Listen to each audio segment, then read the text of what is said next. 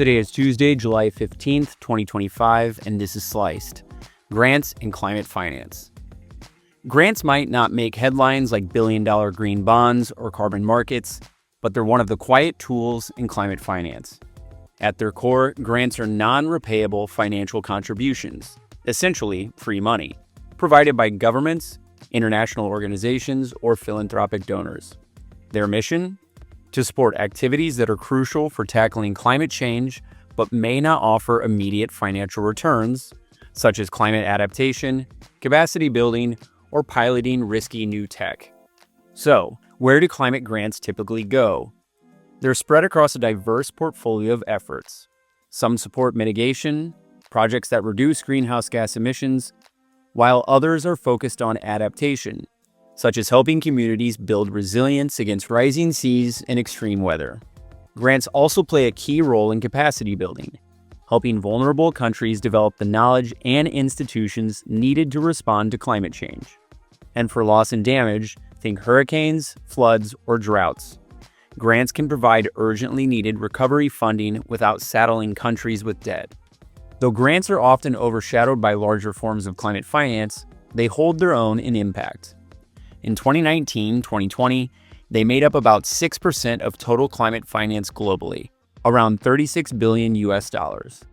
Fast forward to 2022, and that figure had climbed slightly to $38 billion, making up a whopping 43% of concessional international climate finance, the kind that comes from generous terms or no repayment at all.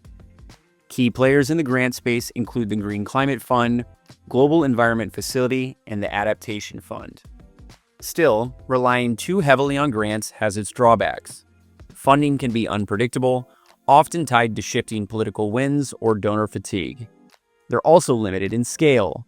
Grants cover only a fraction of what's needed to meet global climate targets. Plus, for recipients, applying for grants can be a bureaucratic maze involving time-consuming proposals, audits, and reporting. And there's the risk of creating dependency, where countries wait for aid instead of building sustainable financing systems or drawing in private capital. That said, the upside of grants is huge. For starters, they're debt-free, which is critical for poor nations already grappling with unsustainable debt loads. They're also incredibly catalytic. A well-placed grant can de-risk a project, making it more attractive to private investors. And from a climate justice perspective, grants help balance the scales, supporting those hit hardest by climate change but least responsible for it.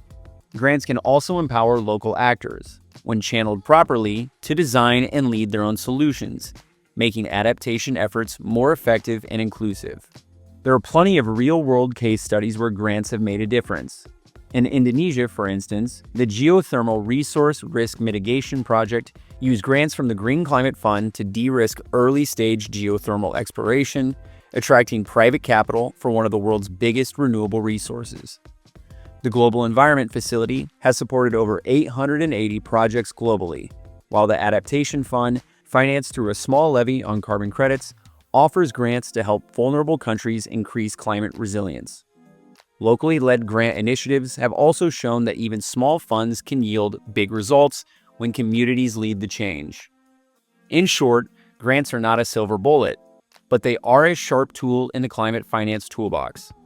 They fill critical gaps, support innovation, and ensure the most vulnerable aren't left behind.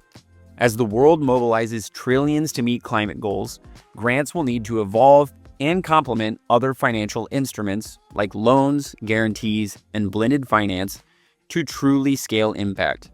But let's not underestimate their role. In the right hands, at the right time, a grant can be the spark that lights a global solution.